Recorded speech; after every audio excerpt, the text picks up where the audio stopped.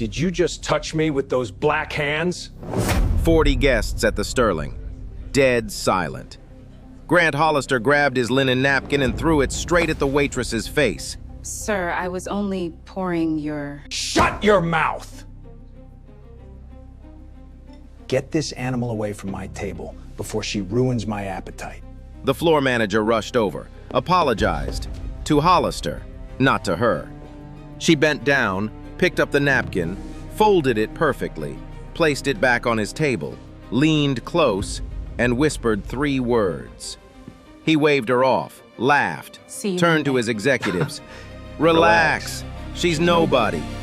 He threw a napkin at a black waitress and never thought about it again. Why would he? She was just a girl in an apron. But those 3 words she whispered, they were already ticking, and Monday morning they exploded. 6 days before that napkin hit Amara Williams's face, she was sitting in her car outside the Sterling at 5:47 p.m. on a Tuesday evening. A Wharton MBA hung on her apartment wall back in Charlotte. A signed offer letter from Hollister Ventures glowed on her laptop at home. VP of People and Culture. Start date, Monday. The board had voted 4-1 to hire her. The lone dissent, Grant Hollister himself. He hadn't met her, hadn't seen her photo, hadn't read her file. All he'd said in the meeting was, "We don't need another diversity hire making PowerPoints nobody reads." Board Chairman Victor Bellingham overruled him. Now Amara sat in her car wearing a plain black shirt in the heart of Bel Air, beyond iron gates taller than most dreams, and black pants. A server uniform she'd bought that morning at a thrift store on King Street. Her professional clothes were folded in the back seat. On the passenger seat, a leather notebook. She opened it, wrote 2 words. Day 1. She had 1 week before Monday, 1 week to answer a single question. Who is Grant Hollister when he thinks no one that matters is watching? She picked up her phone, made 1 call. A man's voice answered, older, steady.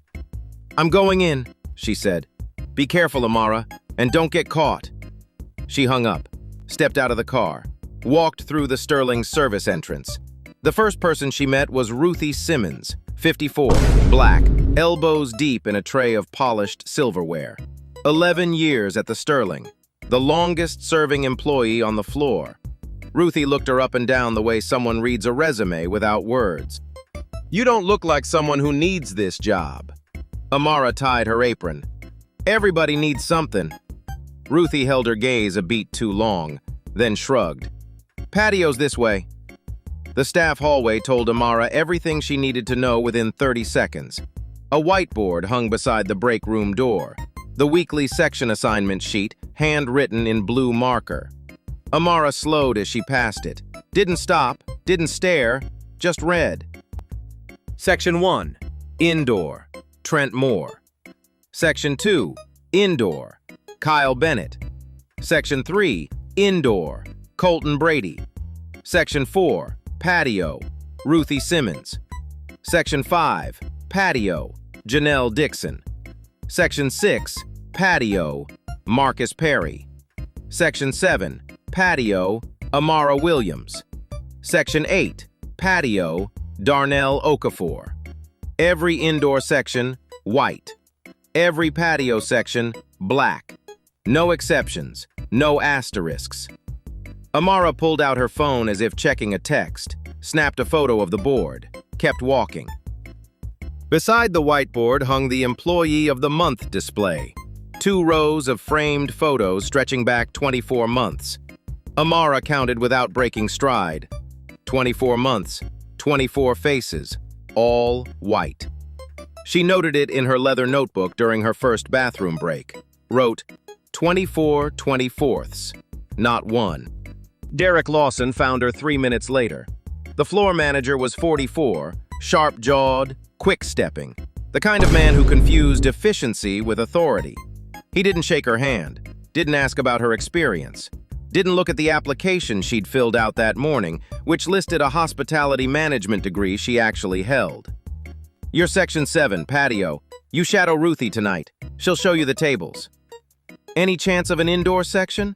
I have fine dining experience." Patio! He was already walking away. That's where we need people. People. Not you. Not even new hires. People. Amara tied her apron tighter and followed Ruthie outside. The patio was beautiful for guests. String lights, magnolia trees, candlelit tables overlooking a courtyard. For servers, it was a different story. Farthest from the kitchen. No air conditioning. August in Charleston meant 96 degrees on a slow night, and the tips, half of what indoor sections averaged because the big spenders always sat inside. During the last hour of her first shift, Ruthie handed her a coffee in the break room. They sat in silence for a moment. Then Ruthie spoke, quietly, the way people talk when they've given up on being heard. "Don't bother asking about indoor sections. I asked for 6 years." She nodded toward the hallway. "Trent Moore. You see his name on the board? 3 weeks. 3 weeks he's been here. He's already inside." She sipped her coffee. "They say it's seniority. Funny how seniority only works one direction." Amara said nothing, but she reached for the stack of linen napkins on the break room table, the same heavy, cream-colored linen the Sterling used in the dining room. She pulled one off the top, took out a pen, and began writing notes along the edge. Times, sections, names. The napkin as a weapon hadn't happened yet. For now, it was something else, a quiet tool of intelligence, hiding in plain sight. Ruthie watched her write, said nothing, but her eyes lingered on the leather notebook poking out of Amara's apron pocket. "You write a lot for a waitress." She didn't say it. She didn't have to. 3 days passed. 3 days of patio heat, polished glasses, and notes filling the margins of Amara's leather notebook. She logged everything. The section assignments, unchanged every single day. The tip gaps, she calculated them on a napkin during her break. Indoor servers averaged $380 a night.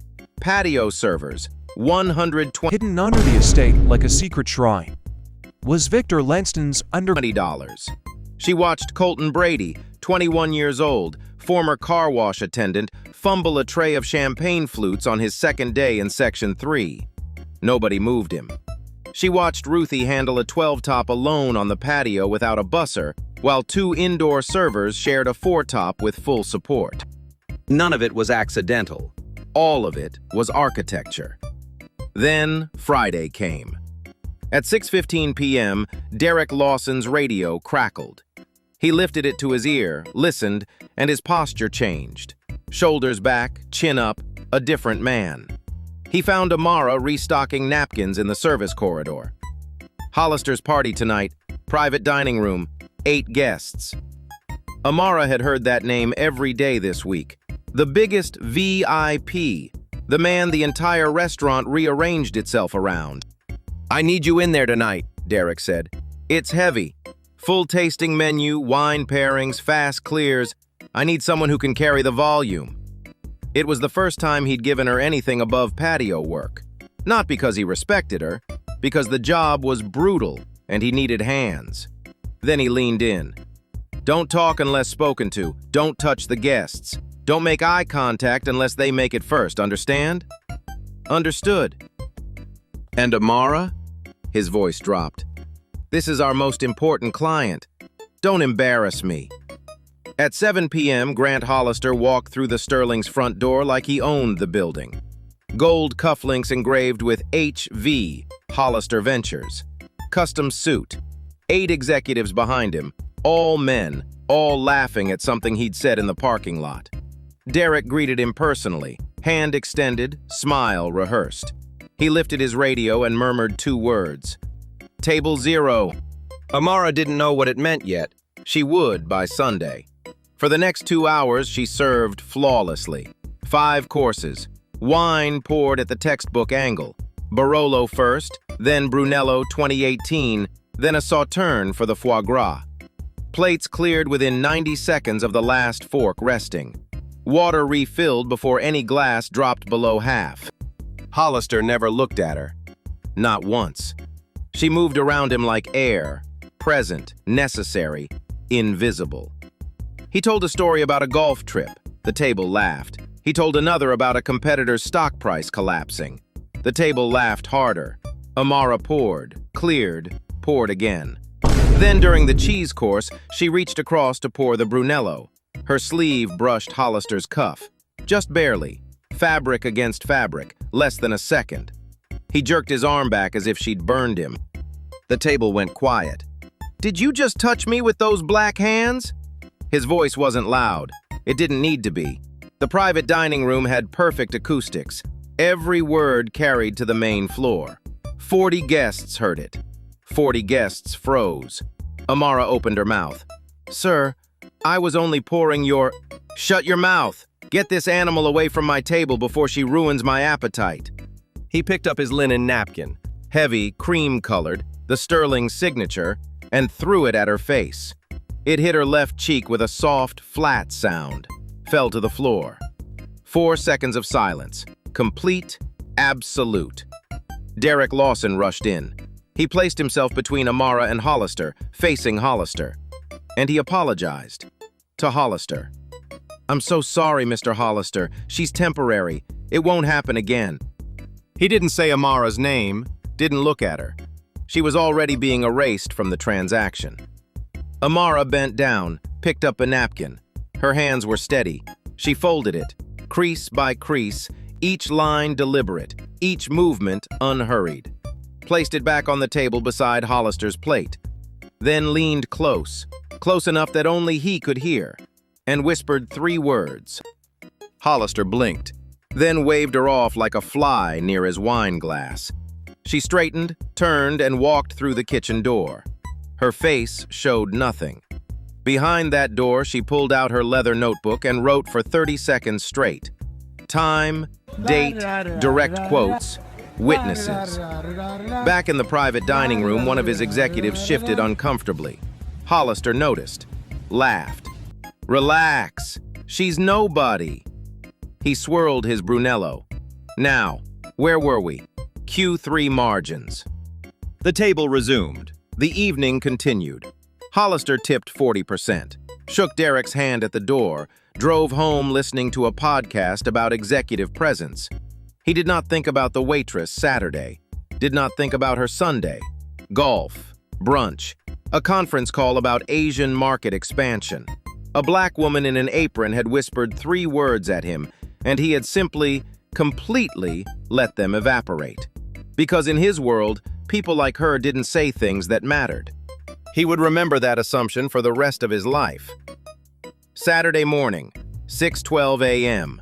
Amara sat at her kitchen table in her Charleston sublet, a month-to-month rental she'd signed specifically for this week. The leather notebook lay open in front of her, half-filled now. 4 days of observations. 1 direct assault documented with time, date, direct quote. Thing he believed about himself. Tower, precision, perfection, and for a year, it obeyed. Until one cold November Quotes and account of witnesses. Above the table, taped to the wall, 2 things. Her Wharton diploma and a framed photograph of her mother, Patricia Williams, 51, standing outside a restaurant kitchen in grease-stained whites, smiling like a woman who'd spent 30 years feeding people who never learned her name. Her mother had been a line cook, never promoted, never offered management training, retired with a bad knee and a pension that barely covered rent. She once told Amara, "The kitchen sees everything, baby, it just don't talk." Amara stared at the photograph for a long time. Then she opened her laptop, pulled up the Hollister Ventures board meeting minutes from 3 weeks ago, the meeting where her career was decided by 5 people in a room she'd never entered. The vote had been straightforward. 4 board members reviewed her credentials: Wharton MBA, hospitality management degree, 6 years in corporate culture consulting, specializing in workplace equity audits. 4 votes, yes. The 5th vote, Grant Hollister, had been blunt. "We don't need another diversity hire making PowerPoints nobody reads." Victor Bellingham, the chairman, 68, silver-haired, 30 years in corporate governance, had overruled him with a single sentence. The vote is 4-1. Ms. Williams starts Monday. Hollister never saw her photo, never opened her file, never asked a single question about her qualifications. She was a category to him, not a candidate. And that was before he threw a napkin at her face. Amara closed the laptop, picked up the leather notebook, flipped through 4 days of entries, section assignments, tip calculations, the employee of the month count, Derek's radio codes, Ruthie's testimony about 6 years of denied requests.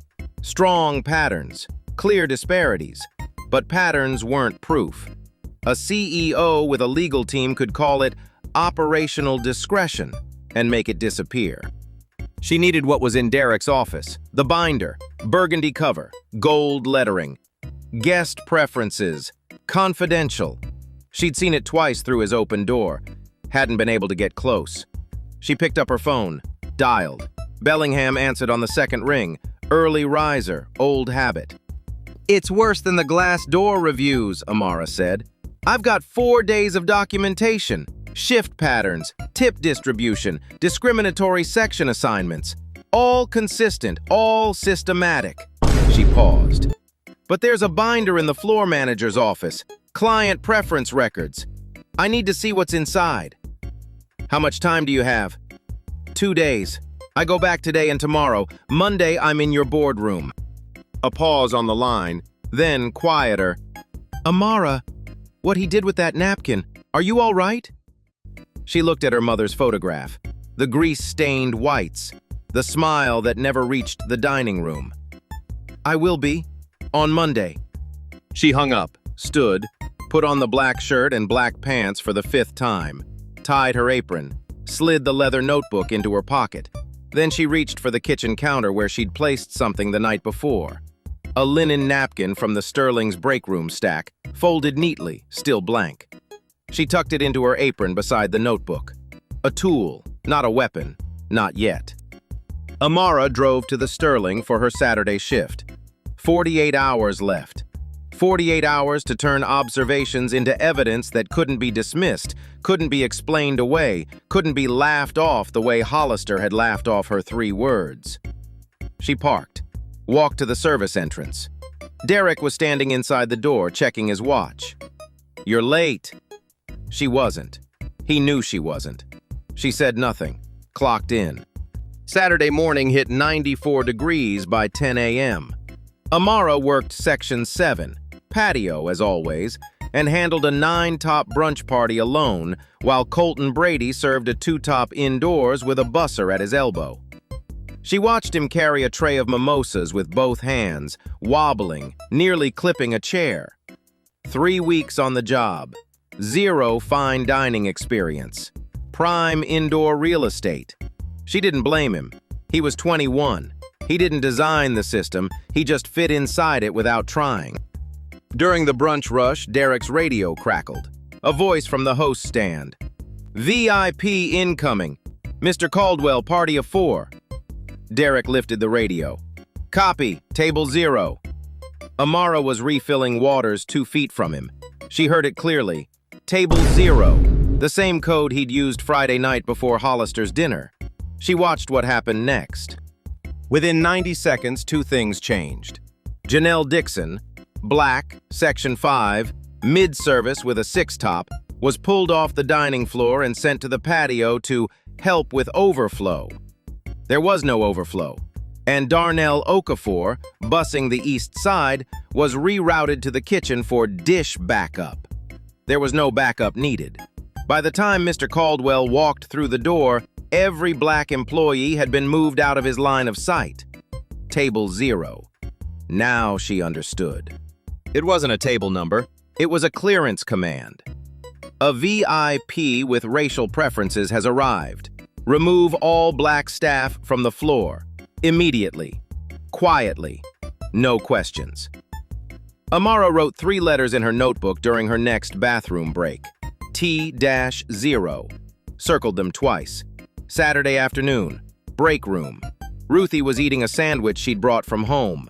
Turkey on white, no frills. Same lunch every day for 11 years. Amara sat... Morning. It didn't. Victor slid into the leather driver's seat. Pressed the ignition. Click. Silence. At first, he frowned. Across from her with the leather notebook open, pen moving. Ruthie chewed, watched, then said it. "You write a lot for a waitress." Amara didn't look up. "Bad memory." "Mm-hmm." Ruthie didn't push, but she didn't look away either. Something in her eyes said, "I don't know what you are, but you're not what you're pretending to be." Saturday night, Amara volunteered for closing duty. Nobody wanted closing. An extra hour of unpaid breakdown work after the last guest left. Perfect. At 11:40 p.m., the dining room was empty. Amara moved through it with a bus tub, clearing the final tables. Then she stopped at the section assignment cabinet beneath the whiteboard in the staff hallway, opened the drawer. Inside, the previous week's assignment sheets filed by date. She pulled 3 weeks' worth, laid them on the break room table, photographed each one.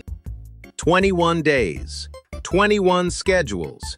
Not once, not a single day in 3 weeks had a black server been assigned an indoor section.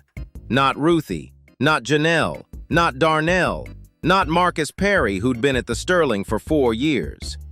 The indoor floor was white, the patio was black, every day, without exception. She also checked the shift structure.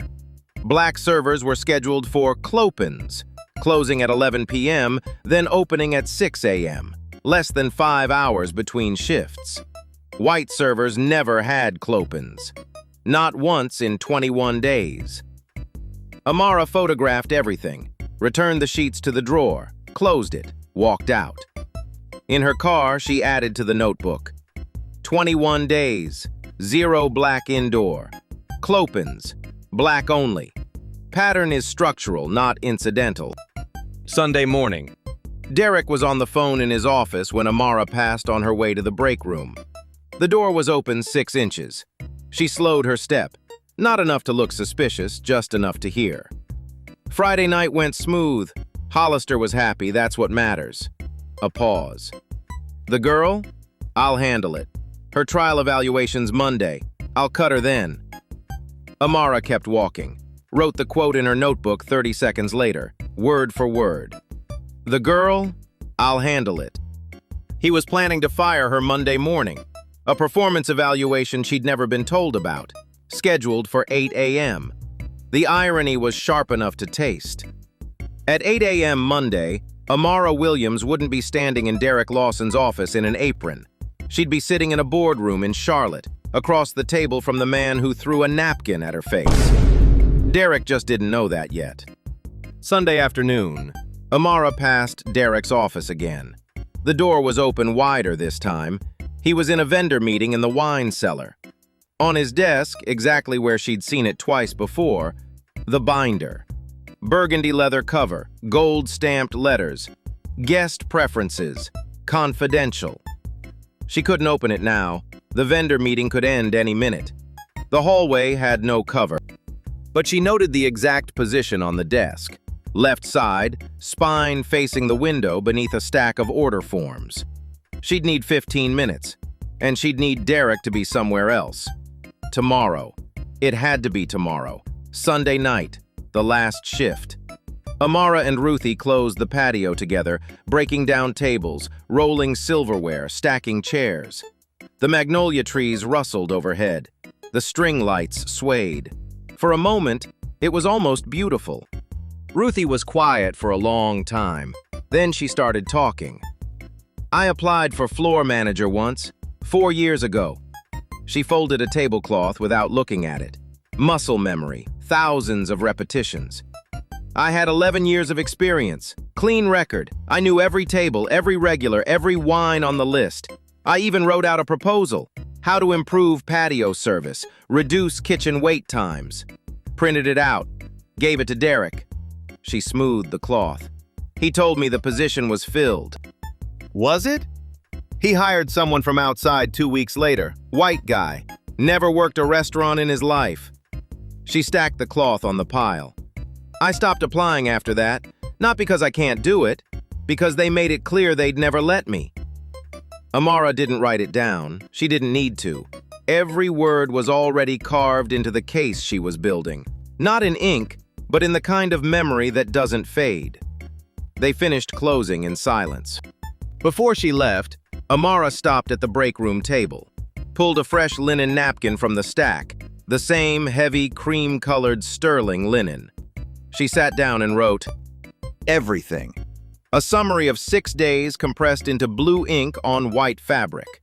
Shift patterns, section assignments, tip distribution gaps, the table zero code, Colton Brady's fast track, Ruthie's rejection, Derek's phone call, the Clopins, the employee of the month board, 24 months, 24 white faces, the binder she hadn't opened yet.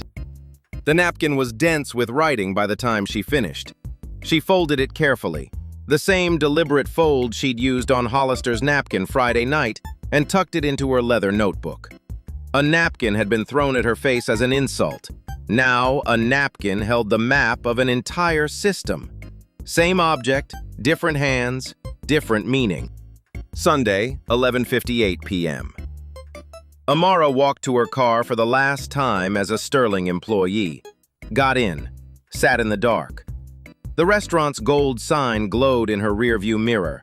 Her phone buzzed. Text from Victor Bellingham. That was all. Machines fail. Batteries die. That after the second attempt. Ready for Monday? She looked at the sign, thought about Ruthie folding tablecloths for 11 years, thought about her mother in grease-stained whites, smiling outside a kitchen that never learned her name, thought about a linen napkin hitting her cheek while 40 people watched and said nothing. She typed back, "They have no idea," started the car, drove away. Tomorrow she needed 15 minutes in Derek's office. 15 minutes, and that binder would stop being a secret. Monday, 5:31 a.m. The Sterling was dark.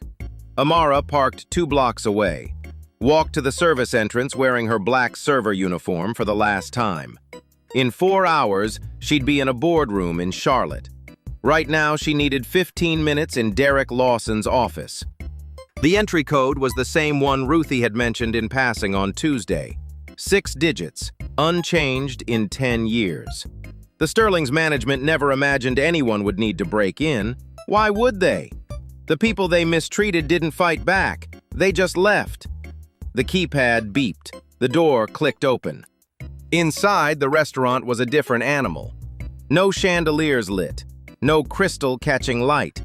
Just the hum of industrial refrigerators from the kitchen and the faint smell of lemon polish on empty tables. Amara moved through the dining room without turning on lights. She knew the layout by memory now. 6 days of carrying trays through every aisle. Derek's office. End of the staff hallway. Door closed but unlocked. He never locked it. Never needed to.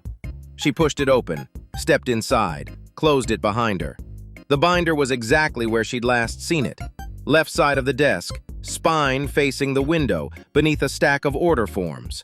Burgundy leather, gold-stamped lettering, guest preferences, confidential.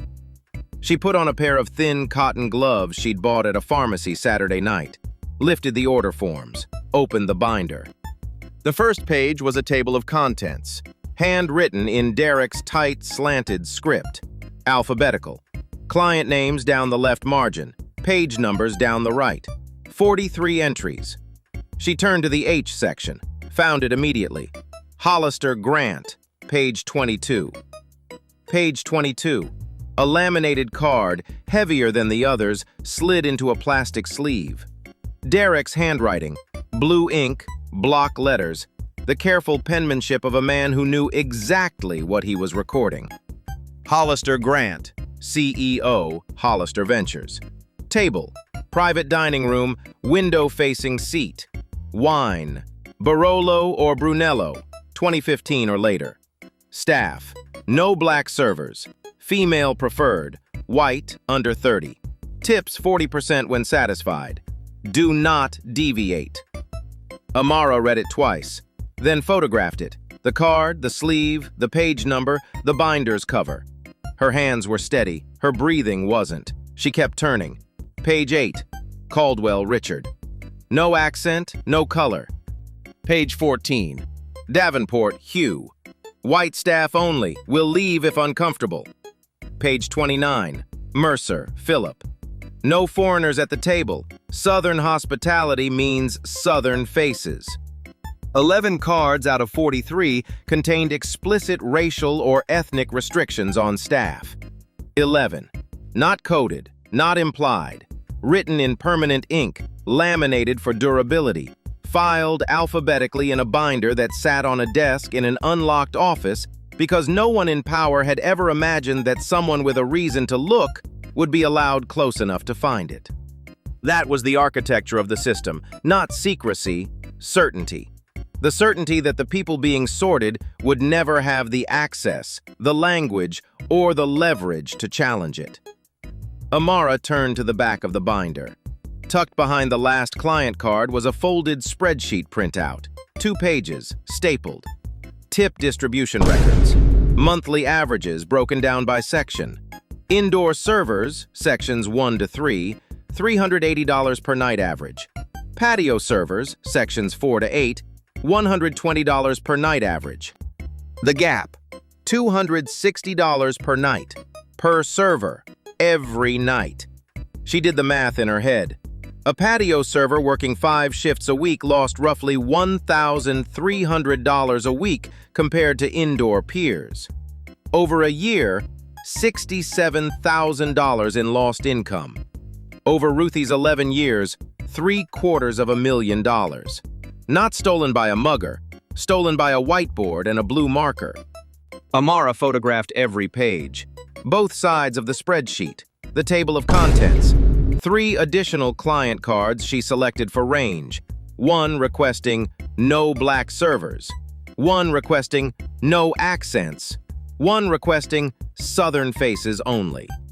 She checked the time. 11 minutes had passed. She needed to leave. She closed the binder, returned it to the exact position, left side, spine-facing window beneath the order forms. Wiped the cover with her sleeve even though she'd worn gloves. Old habit, thoroughness. She opened the office door. Hallway empty. She stepped out, closed the door behind her. In the break room, she stopped one last time. The stack of sterling napkins sat on the table, the same heavy linen, the same cream color. She pulled one from the top, took out her pen, and wrote 3 words in the center of the fabric. "See you Monday." She folded it, the same precise fold she'd used on Hollister's napkin 6 days ago. Tucked it into the inside pocket of her blazer, which hung in her locker beside the apron she'd never wear again. Then Amara Williams walked out of the Sterling service entrance for the last time. The sky was turning gray-pink over Charleston. 5:46 a.m. She had 3 hours and 14 minutes before she'd be sitting at the opposite end of a boardroom table from the man who called her an animal. She got in her car, placed the leather notebook on the passenger seat. It was full now, every page. In the pocket of her blazer, a napkin with 3 words. In her phone, 41 photographs. In her chest, something that wasn't anger and wasn't fear. It was the feeling of a woman who'd done the work and was ready for the room. Monday, 8:47 a.m., Hollister Ventures headquarters, Charlotte, North Carolina. The boardroom sat on the 14th floor. Glass walls, a long walnut table, 8 leather chairs, and a screen at the far end that nobody expected Hidden under the estate like a secret shrine was Victor Lanston's to use today. This was supposed to be a routine introduction. 20 minutes, handshake, move on. Grant Hollister arrived at 8:52, coffee in his left hand, phone in his right. He dropped into the chair at the head of the table without looking up. 4 board members were already seated, 2 on each side. Victor Bellingham sat at the opposite end, reading glasses on, pen resting on a legal pad. Hollister sipped his coffee, scrolled an email.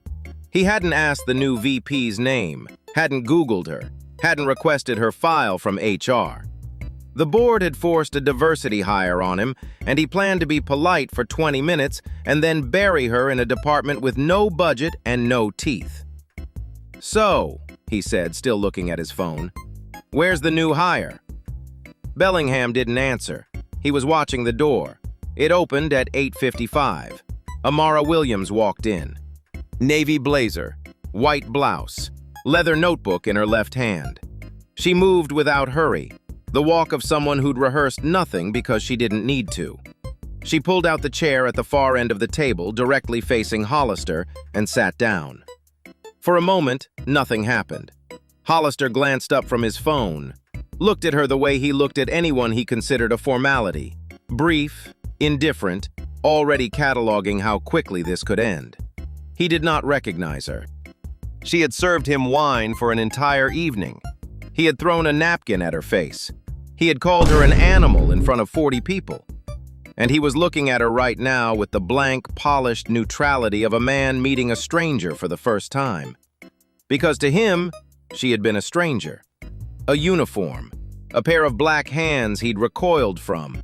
Not a face, never a face. Bellingham spoke. "Grant, I'd like you to meet Amara Williams, our new Vice President of People and Culture." Hollister set his phone down, nodded once. "Welcome aboard." 2 words, no eye contact. He picked up his coffee again. Amara opened her leather notebook. She didn't reach for the screen remote, didn't open a laptop, didn't start with a slide deck about inclusion metrics or company values or any of the things Hollister had already decided to ignore. She started with a question. "Mr. Hollister, do you eat at the Sterling often?" He looked up, confused, slightly annoyed. "I do. Why?" "How's the service?" "Fine. What does this have to do with, because I spent last week working there?" She laid her notebook flat on the table. "As a waitress, in Section 7, the patio." She paused. "Your Friday night dinner, the tasting menu with the 2018 Brunello, I served it." The boardroom went still. Hollister stared at her. The recognition didn't crash in all at once. It came in pieces. Slow, ugly pieces.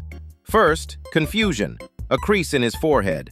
Then a flicker behind his eyes, something trying to connect.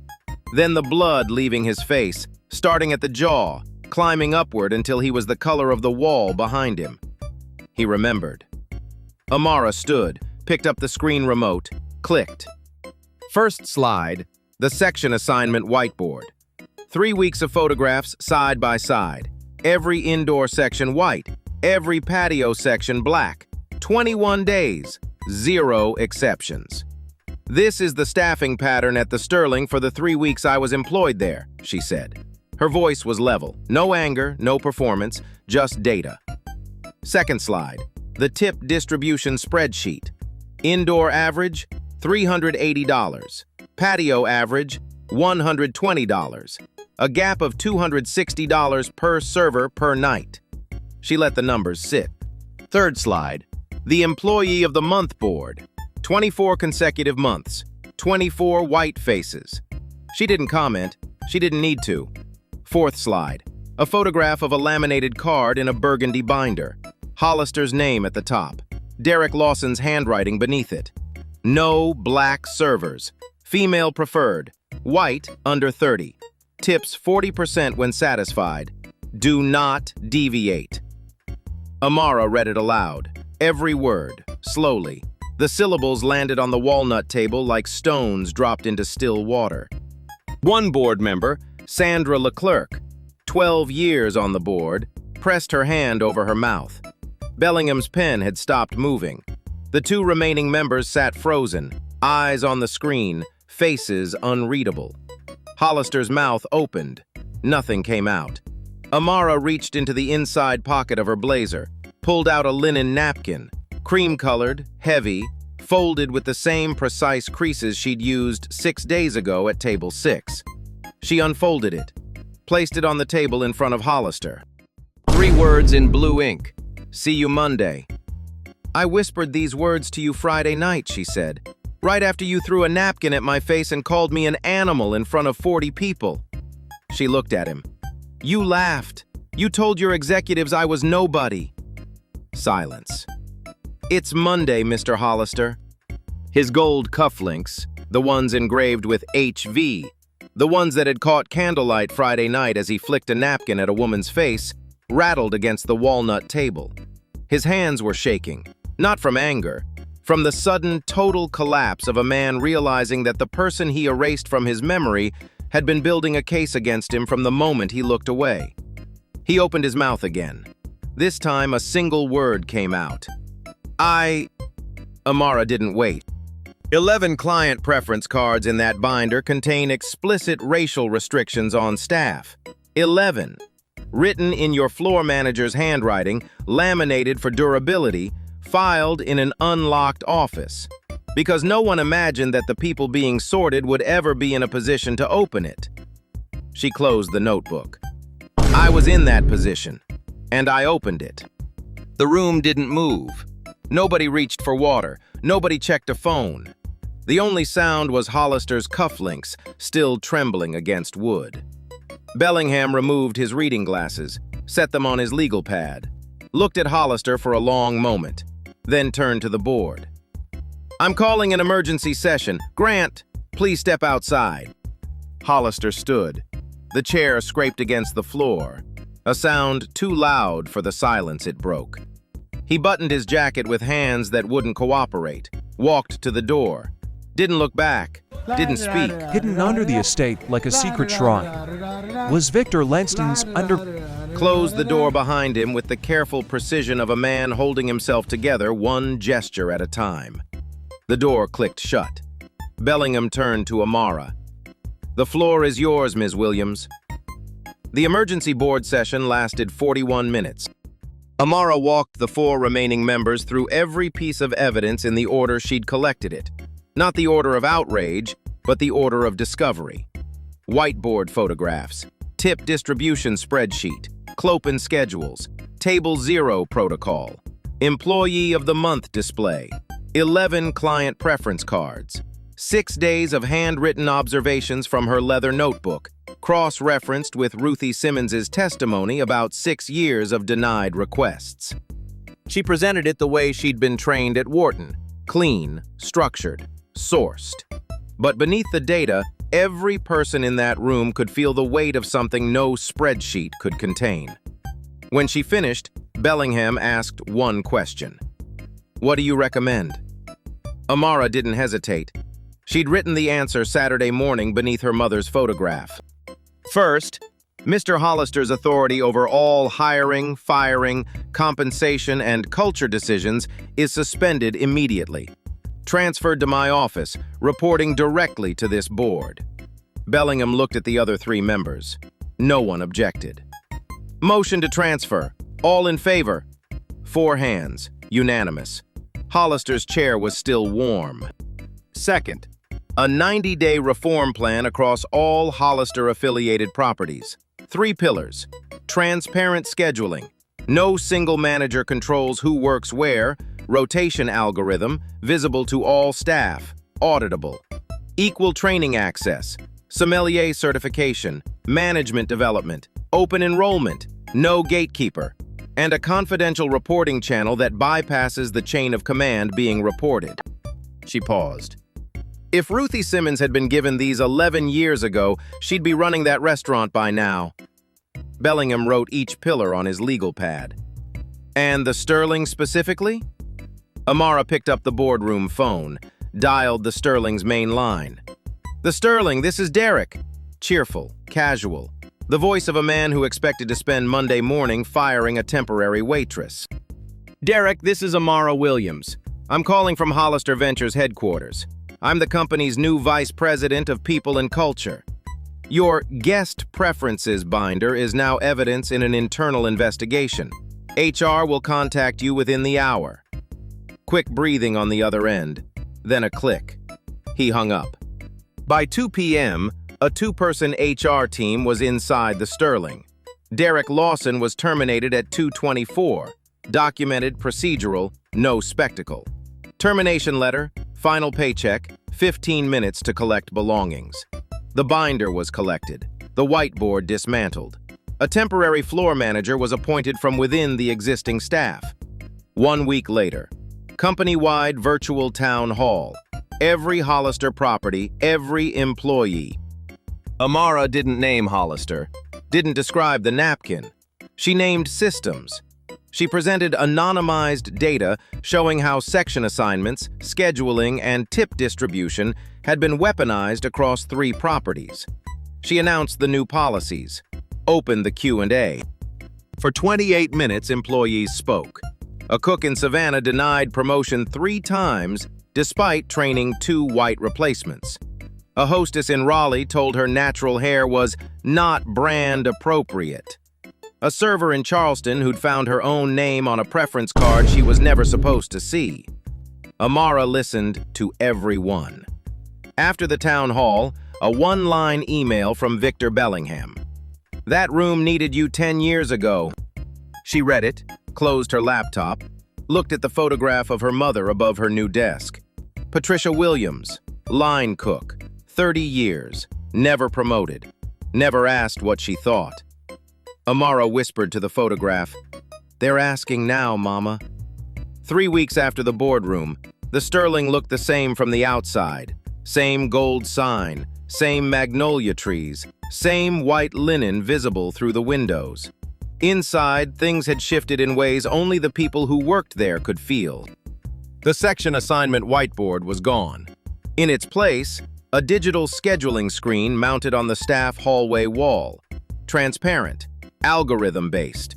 Rotations posted every Sunday night, visible to all staff. Indoor and patio sections distributed alphabetically by last name, cycling weekly. Ruthie Simmons stood in front of that screen on her first morning as interim floor manager, appointed by the staff, not by corporate. They voted in the break room. It was unanimous. Kyle Bennett, white indoor regular for 2 years, found her 10 minutes later. "Ruthie, there's gotta be a mistake. I've been indoor for 2 years. Patio, in August, it's 95 degrees out there." Ruthie looked at him over her reading glasses. "I know." She smiled, small, private, earned. "Now you know how the patio feels in August." Kyle opened his mouth, closed it, picked up his apron and walked outside. Colton Brady stayed. He almost quit the week after Derek was fired, not out of loyalty, but out of shame. He'd started to understand what his fast-track placement had really meant. Not that he was talented, not that he'd earned it, just that he was white and 21, and nobody questioned where a kid like him belonged. Ruthie told him, "Don't leave because you feel guilty. Stay because now you can actually learn." He stayed. He learned. He worked patio for 3 weeks on rotation. Came back sunburned, sore, and quieter than before. One afternoon, bussing the east side, he passed Janelle Dixon carrying a 10 tops worth of plates alone. He grabbed a bus tub without being asked and fell into step beside her. "I had no idea it was that hard out there." Janelle didn't look up. "Yeah, That was all. Machines fail. Batteries die. That after the second attempt, exactly the point. Amara launched the Leadership Pipeline program the following month. Open enrollment across all Hollister-affiliated properties. No gatekeeping, no manager approval required. First cohort, 14 employees, 9 people of color, 3 from the Sterling's patio crew, including Darnell Okafor, the busser rerouted to dish backup every time a table 0 was called. Darnell picked wine studies. When Ruthie told him the company was covering the full cost, he asked her to repeat it. She did. He asked again. She laughed. Third time, yes. Go sign up before I change my mind. On a Saturday evening in late September, Amara drove to Charleston. Not for work. She brought her daughter, Zoe, 4 years old, small braids, loud opinions about mac and cheese. They walked through the Sterling's front door, not the service entrance, the front door. The hostess seated them at table 6, the private dining room, the same table where Grant Hollister had thrown a napkin at Amara's face 2 months earlier. Zoe colored on a placemat. Amara ordered the 2018 Brunello, the same bottle from that night. Poured it herself, held the glass to the candlelight. Smoke and black cherry. "Mama, is this your restaurant?" "No, baby, but I used to work here." "Did you like it?" Amara looked around the dining room. 2 black servers working the indoor floor tonight. A training program flyer pinned beside the break room door. "I do now." 2 days later, an email from an address she didn't recognize. No subject line. Ms. Williams, I worked at the Sterling for 3 years. Section 5, patio, 5 days a week. I filed a complaint about the scheduling once. Derek told me I was not a culture fit and cut my hours until I quit. I saw what you did. I never thought anyone would go back and fix it. Thank you for going back. Amara read it twice, closed her laptop, sat quietly for a long time. The kind of victory that didn't make slides or speeches. The kind that lived in the silence between a woman who'd fought and a woman who'd finally been heard. 1 month later, Hollister Ventures headquarters. A new display was installed outside the People and Culture office. Glass-framed, soft lighting. At the center, a linen napkin, cream-colored, pressed and mounted behind glass. 3 words in blue ink. See you Monday. Below it, a small brass plaque. A reminder that the people you overlook may be the ones who hold your future. The napkin had been a tool, notes scribbled during a break. A weapon, thrown at a woman's face. Evidence, a case built in blue ink. A declaration, placed before a trembling man. And now, mounted behind glass in a corporate hallway, it became something else entirely. A promise that the system had changed, and that someone was watching to make sure it stayed that way. 6 months later, the Sterling received its first Michelin mention in a regional guide. The review praised many things: the wine list, the tasting menu, the courtyard under magnolia trees. But one line stood out. An unusually warm and knowledgeable floor team, the kind of service that feels personal, not performed.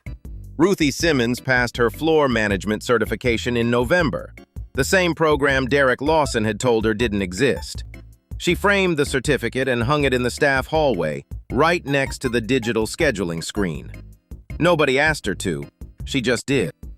The Leadership Pipeline program's first cohort graduated in December, 14 employees. 2 were promoted to management roles at other Hollister-affiliated properties, 1 in Savannah, 1 in Raleigh. Darnell Okafor completed his wine certification and was reassigned to the Sterling's indoor floor as a dedicated sommelier in training. First time a former patio busser had ever held that title. Grant Hollister remained CEO of Hollister Ventures, in title. He retained authority over corporate strategy, investor relations, and financial operations. But every decision involving people, hiring, firing, compensation, promotion, culture policy, ran through Amara's office. He no longer dined at the Sterling, never spoke publicly about the incident. At the most recent board meeting, he voted in favor of extending the pipeline program's budget for a second year. Whether that was growth or survival instinct, the story doesn't say. The audience can decide. Derek Lawson was managing a casual dining chain in another state. His name did not appear in this story again. Amara was invited to speak at the National Restaurant Association's annual conference in January. The topic: what I learned as a waitress at my own company's restaurant. She opened with one sentence: the kitchen sees everything. It just doesn't talk until someone decides to listen. Standing ovation, 400 people. Her mother's words. Finally, in a room big enough to hold them. If you've ever been underestimated because of how you looked, not what you knew, drop one word in the comments that describes how it felt. Just one word. And if you want to see what happens when people like Amara get the seat they earned, subscribe so you don't miss the next one. That was all. Machines fail. Batteries die. That after the second attempt, for 40 years. But the real story? 14 people found complaints against Officer Johnson before he taught Wilma Taylor. 14 excessive force, racial profiling, unlawful stops. Every single complaint was dismissed, marked unfounded, found away. Then Johnson grabbed Wilma, threw her Bible on the ground, handcuffed a woman with arthritis on a public sidewalk, and suddenly everything worked. Investigations, trials, accountability, 8 years in prison. Why did the system finally work for Wilma? because her son was the police chief. But Wilma asked the question that breaks this whole story open. What about the ones who don't have a son who's police chief? 14 people before Wilma got nothing. No investigations, no justice, just complaints buried in filing cabinets by supervisors who chose silence. Brad Sullivan sat in that petrol car watching his partner hurt an elderly woman. He never opened it, never spoke up, just watched. How many times have you seen wrong happen and said nothing? Told yourself someone else would handle it, that it wasn't your place. Sullivan's silence gave Johnson permission for 6 years until someone will powerfully force the truth into daylight. Share this if justice shouldn't require connections. Comment. When did your silence cost someone else? Subscribe for stories proving accountability starts with people watching. Wilma proves something painful. The system doesn't protect everyone, just the ones loud enough to be heard.